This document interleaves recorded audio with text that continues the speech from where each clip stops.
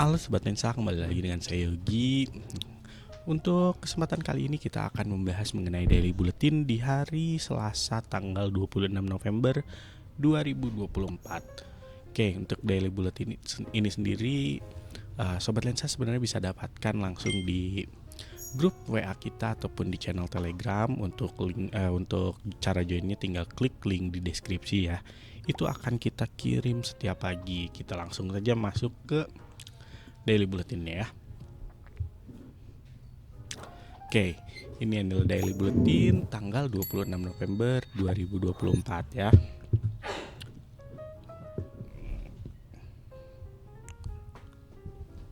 Oke, nah kita mulai dari market summary. Kita lihat ini adalah rangkuman news ataupun info-info dari market selama hari kemarin sampai Daily Bulletin ini dibuat. Nah, ini ada saham berjangka Amerika Serikat jatuh karena ancaman tarif Trump membuat investor takut. Jadi, future indeks saham Amerika Serikat turun pada Senin malam setelah Presiden terpilih Donald Trump mengancam akan menaikkan tarif impor terhadap China, Kanada, dan Meksiko terkait masalah narkoba ilegal dan imigrasi.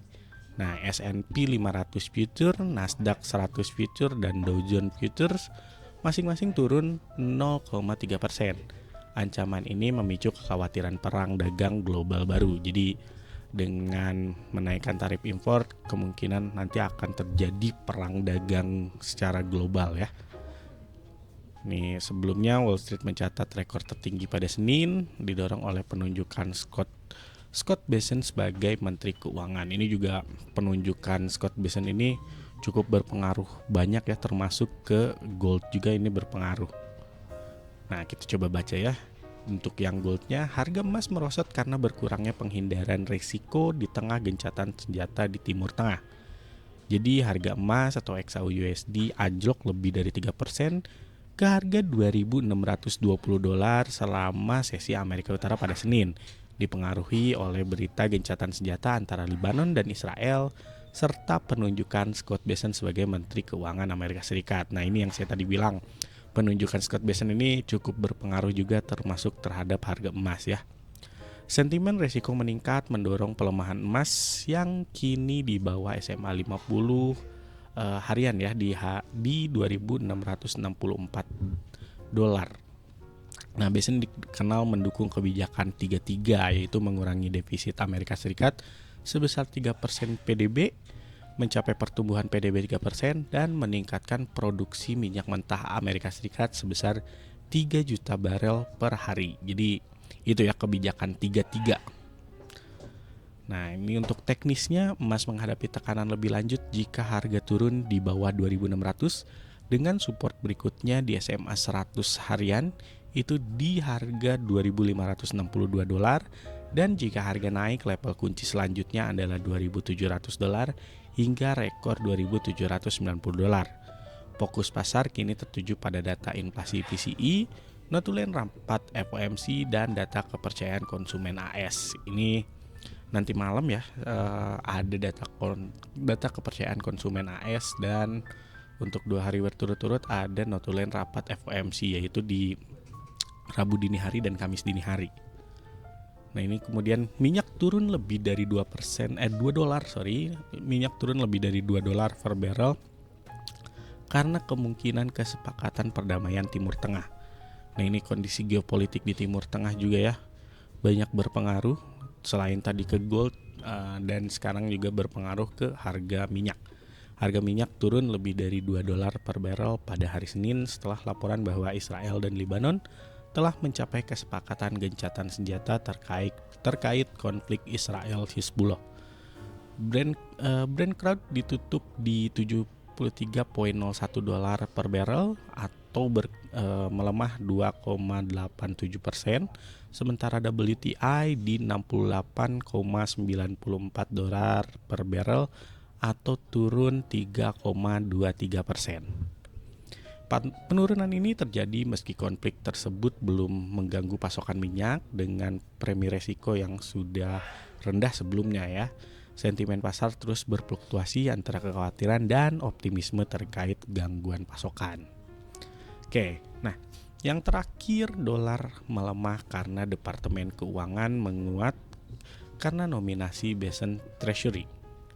Nah, ini lagi-lagi ya, dolar Amerika Serikat melemah dari level tertinggi 2 tahunnya pada hari Senin, lagi-lagi setelah penunjukan Scott Bessent sebagai Menteri Keuangan oleh Presiden Donald Trump.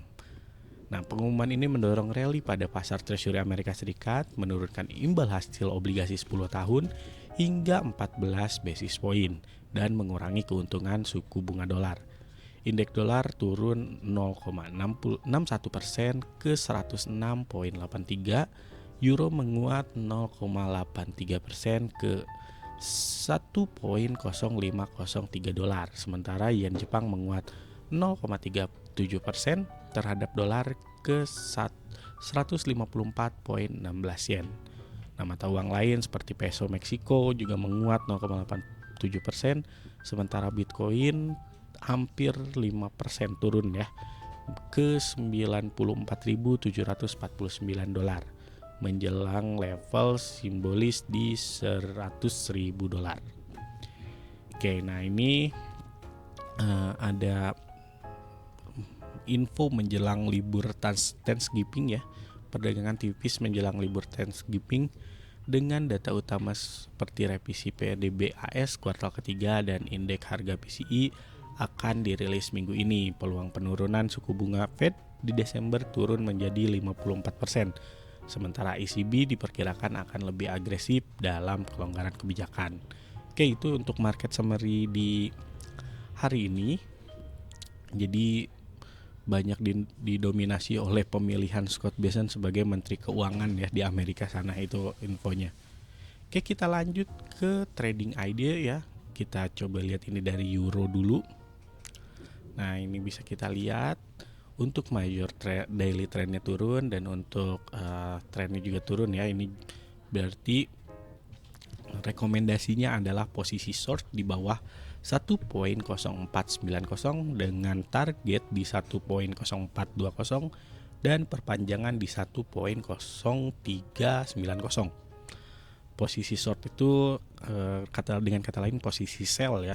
Jadi posisi sell di bawah 1.0490 yang merupakan area resisten satunya. Dan targetnya ada di support 1 dan untuk perpanjangannya ada di support 2. Jadi secara tren untuk Euro USD ini masih turun. Kita coba lanjut ke GBP USD ya. Ini juga sama. Secara tren masih turun.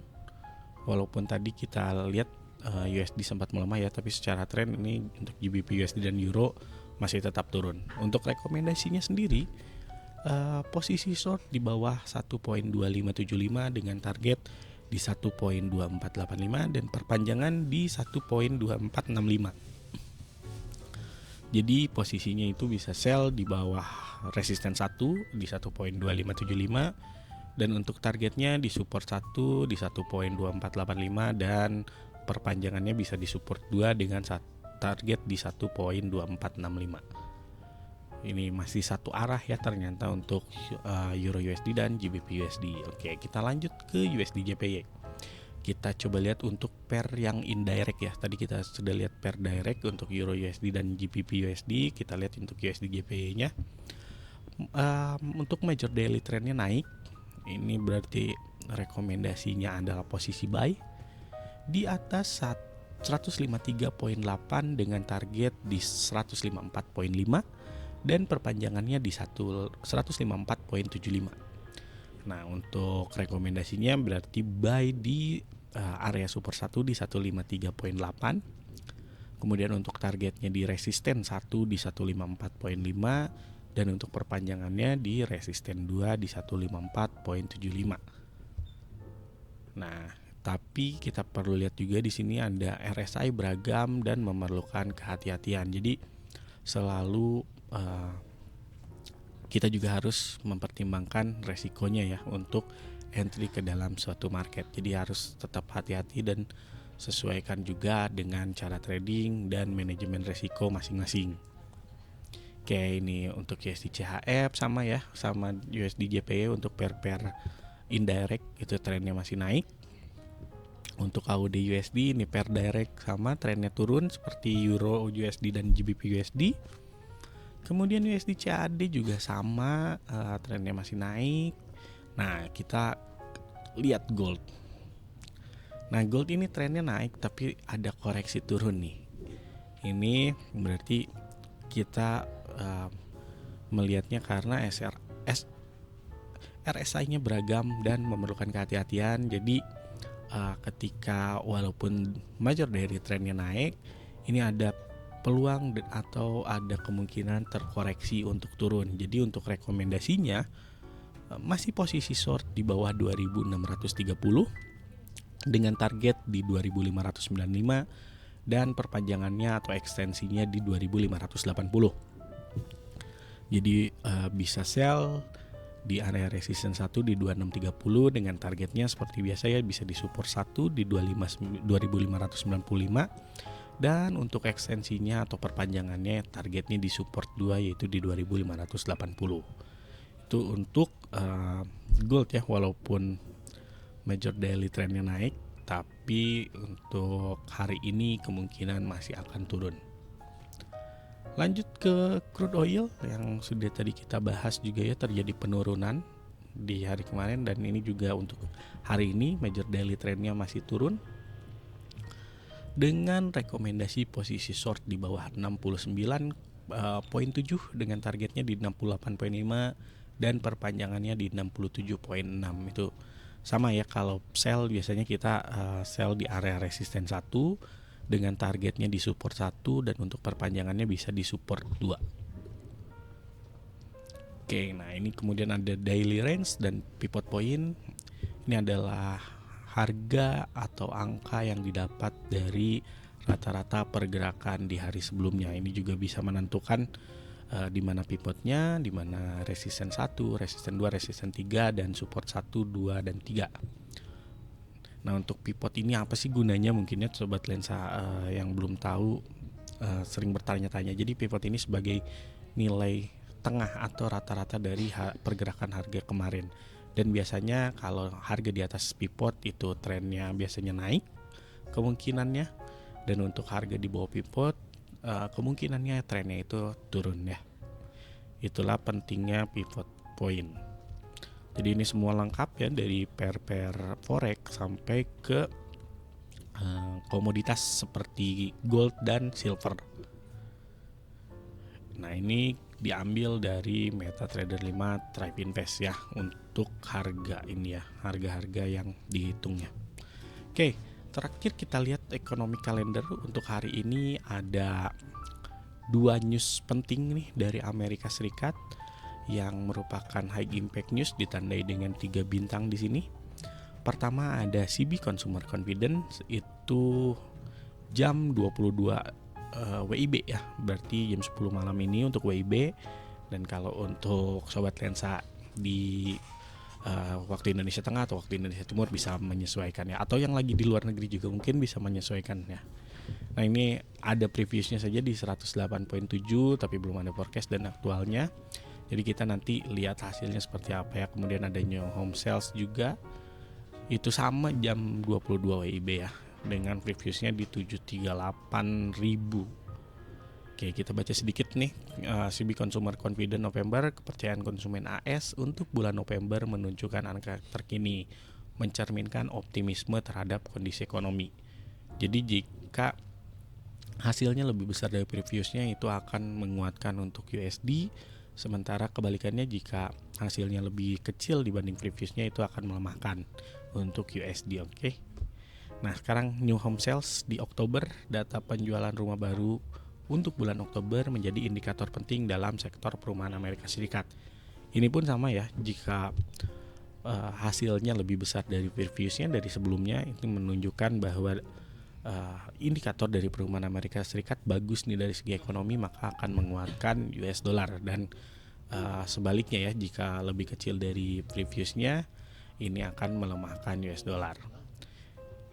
Oke, nah terakhir untuk sobat lensa semua, jangan lupa kita juga mempunyai VIP Signal. Join VIP Signal kita cukup dengan buka akun di broker rekomendasi kami dan nikmati edukasi dan webinar eksklusif, sinyal harian yang lengkap dilengkapi dengan SLTP, jadi sudah terukur untuk risk rewardnya, dan support penuh 24/7 ya. Jadi gabung sekarang dan raih profit maksimal. Oke, jadi untuk daily bulletin kita hari ini seperti itu ya, Sobat Lensa.